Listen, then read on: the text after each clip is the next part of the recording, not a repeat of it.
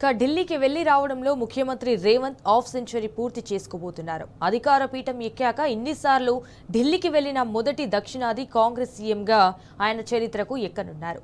ఈ రంగంలో Guinness record నమోదు కాలేదేమో కానీ ఉంటే మాత్రం తప్పకుండా రేవంత్ ఆ ఘనత సాధించేవారేనన్న విసుర్లు వినిపిస్తున్నాయి. బీసీ రిజర్వేషన్ల పేరిట ఆగస్టు నెలలో ముఖ్యమంత్రి రేవంత్ రెడ్డి 3 రోజుల పాటు దేశ రాజధానిలో గడపనున్నారు. కాగా బీసీల రిజర్వేషన్లు కులగణనంటూ రేవంత్ ఎన్ని డ్రామాలాడినా అధిష్టానం నమ్మే పరిస్థితి లేదన్న వాదనలు కాంగ్రెస్ వర్గాల్లోనే వినిపిస్తున్నాయి.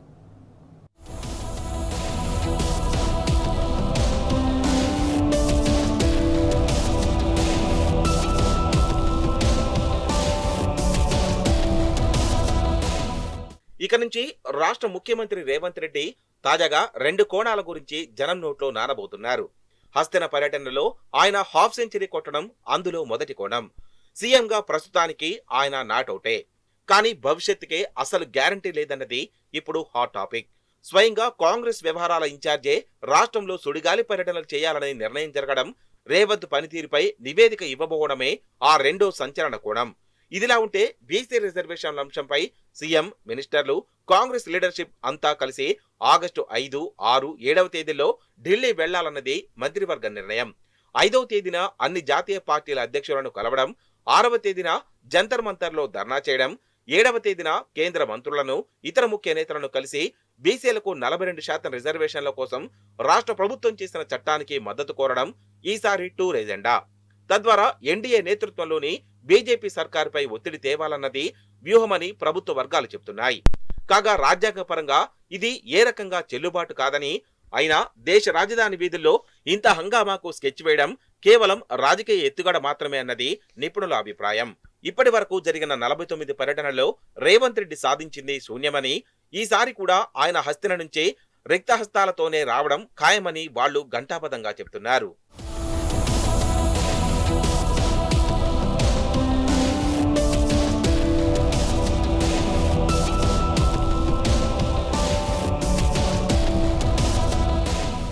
ముఖ్యమంత్రి రేవంత్ రెడ్డి మీద ఆయన సహచర సీనియర్ మంత్రులు, కాంగ్రెస్ పార్టీ ముఖ్య నేతల నుంచి అందుతున్న వరుస ఫిర్యాదులకు స్పందనగా రాహుల్ గాంధీ ఆదేశాలతో కాంగ్రెస్ వ్యవహారాల ఇన్ఛార్జి మీనాక్షి నటరాజన్ జూలై 31వ తేదీ నుంచి రాష్ట్రంలో పాదయాత్ర చేయనున్నారు. ముఖ్యమంత్రి రేవంత్ రెడ్డి పాలనపై సర్వే జరిపి ఒక ప్రోగ్రెస్ కార్డును తయారు చేయనున్నారు.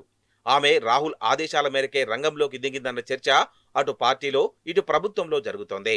రాబోయే రోజుల్లో కూడా పరిపాలన ఇలాగే ఉంటే రాష్ట్రంలో కాంగ్రెస్ భూస్థాపితం అవడం ఖాయమన్న అభిప్రాయాలు రావడం వల్లే రాహుల్ ఈ సర్వే నిర్ణయం తీసుకున్నారని సమాచారం.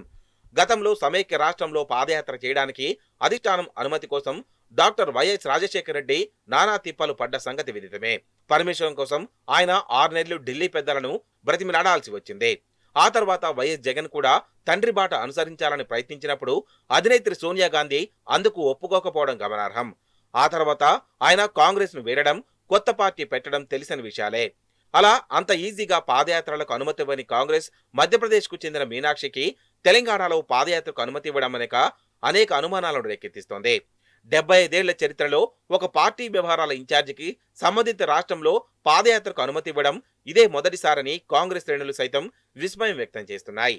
ఇక మీనాక్షి నటరాజన్ రాష్ట్ర వ్యాప్తంగా తిరిగి ప్రజలతో మమేకమై వాళ్ల మనోగాతాన్ని తెలుసుకొని ప్రభుత్వంపై ఒక పర్ఫార్మెన్స్ రిపోర్టును అధిష్టానానికి అందజేయనున్నట్టు వినికిడే. దీంతో రేవంత్ రెడ్డి ఎందుకో వాళ్ల అనుచరగణం ఆందోళనలో పడింది.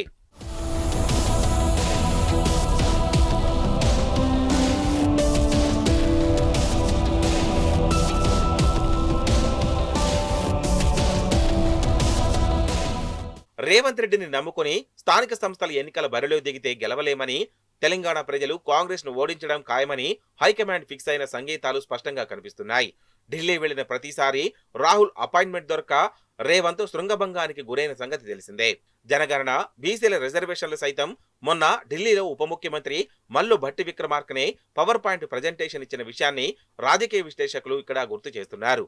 ఆఖరుకు అధినేత్రి సోనియా పేరును కూడా వాడి తన పాలన అద్భుతమని చెప్పుకునే ప్రయత్నం చేసిన పార్టీ పెద్దలు రాహుల్, రేవంత్ను నమ్మే పరిస్థితులకు లేకుండా పోయాయి.